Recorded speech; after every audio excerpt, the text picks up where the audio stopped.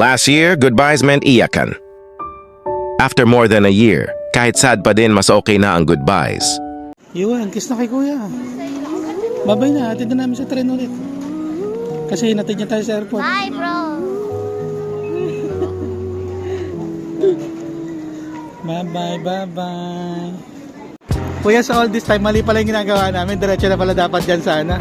Ini-scan na lang. Ay, naku.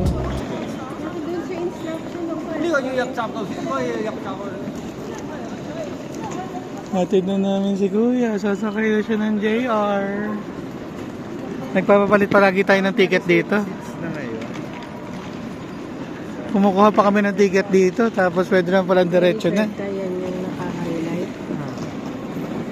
Kasi nga, minutes. Anong flight mo? Anong 6:45. Car 960. Car 9 tapos 6D. Bintana yan eh. Bye-bye kuya.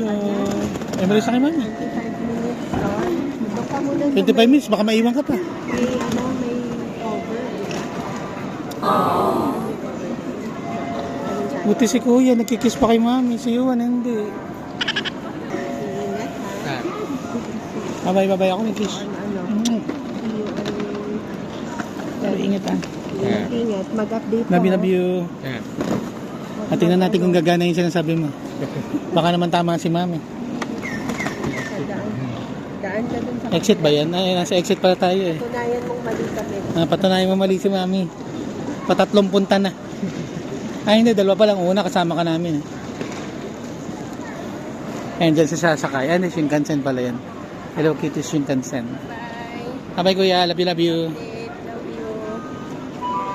Yun o, ganun lang mami o. Ang tagal mo na pinipila natin. Love you. Bye bye. Ngat.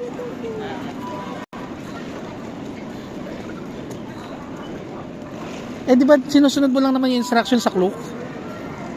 Traidor, pwede pa lang ganun.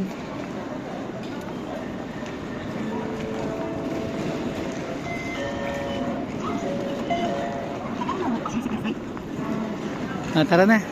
Meanwhile kami na-transfer Cathay Pacific kami dapat to Hong Kong. Tapos bukas yung flight namin Hong Kong to Manila. Apparently, ang sabi ni Cathay nung is there's a possibility of delay. Yeah? There's a possibility of delay daw para sa aming Hong Kong Manila flight. Ang solusyon nila, inalok kami kung gusto naming umuwi na kagad mamaya, isasakay kami sa PAL. Sinakay kami sa Philippine Airlines direct flight mamaya na alas 9. So parang na-delay lang kami ng 3 hours. Wala pa.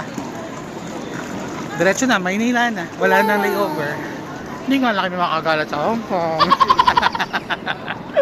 Punta na tayo kay bag drop ni Pal ngayon. That's our Christmas 2025, Hello 2026 dito ulit sa Japan. Siyempre birthday kasi ni Kuya at saka pinanood yung play niya. Okay? Bye for now.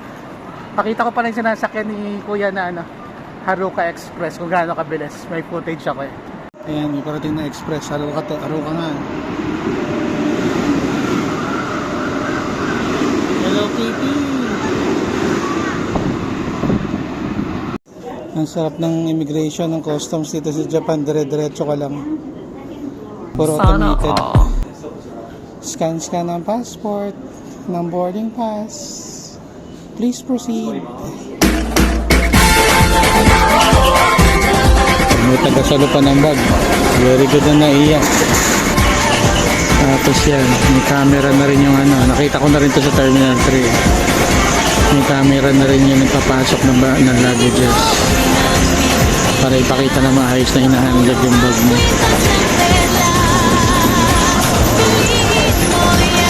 Baggage handling improvement. Nice one. Piliin mo ang Pilipinas.